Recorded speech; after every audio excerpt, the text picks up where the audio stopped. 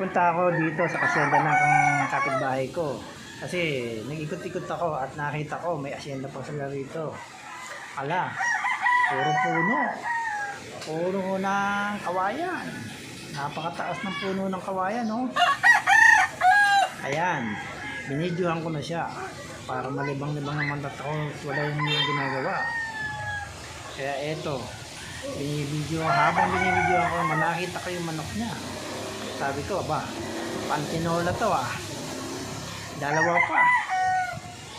Buti na lang at wala yung kapitbahay ko.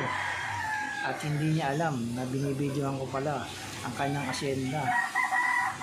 Eto, patuloy pa rin ako nagbibidyo. Ayan, nakikita nyo. Malakas ang hangin. Tinatangay ng hangin ang mga puno ng kawayan. Kaya yan, tignan nyo ang kalangitan. Maganda, walang ulan, walang bagyo. Kaya ako'y nakagala. Tignan nyo, ang sarap ng simoy ng hangin. Humahampas sa puno ng kawayan. Tinuduyan ang mga dahon nito. At yun, ang layo ng lalakarin sana kung ako'y maglalakad doon, pero wag na. At baka may cobra pa ako makasalubong. Kaya dito na lang ako sa unahan. Bibidyohan ko na lang. Ito, paikot-ikot lang tayo rito. Habang bibidyohan ko, hinahanap ko baka may lumitaw na cobra. Ayun, may lumitaw pala, manok. Manok na panabong. Tatlong panalo na roya tayo. Kaya eto, ulit-ulit ko na lang iniikot ang aking camera para masiyahan kayo sa panonood. Ayan tignan nyo. Ang ganda ng puno ng kawayan. Ang taas, no? At saka ang lakas ng hangin. Tignan nyo naman. Ang mga lunti ang puno ng kawayan lang. Kasi ito lang ang tanim dito puno ng kawayan.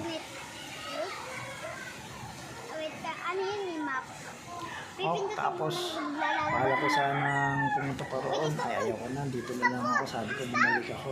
Titignan ko na lang yun nandito. Yung mga alaga ng kapitbahay kong manok na panabong. Ayan, bata pa.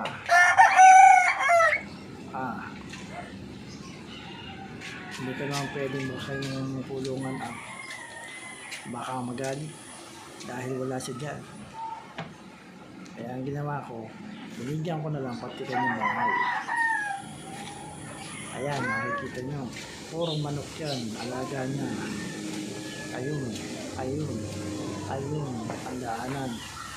Ayun, may mga halaman pa rito. Ayan. Mahilig din ako sa halaman. Kaya binidyohan ko na rin. Kaya eto. Lahat na makita ko, binibidyohan ko. Ayan, ang mga manok niya. At pinakausap ko nga itong isang hindi na sumasagot. Kaya ginawa ko, bahala ka dyan, sabi ko. Basta ako mag-video rito. Ayan, tatlong manok ang kinausap ko, pero hindi sumagot. Wahahaha. Ano ba yan? Eto, bigla pa ako nagulat nito sa aking nakita. Mag-video muna tayo mga manok. Alright. Bila akong tinamaan ng camera ko. Ayun. Ibinil ko na lang sa manok ang camera. At para makapanood pa kayo ng iba pang nakikita. Kaya hanggang dito ba ang vlog ko nito. Sana ay nagustuhan nyo at huwag nyo kalimutan mag-follow and share.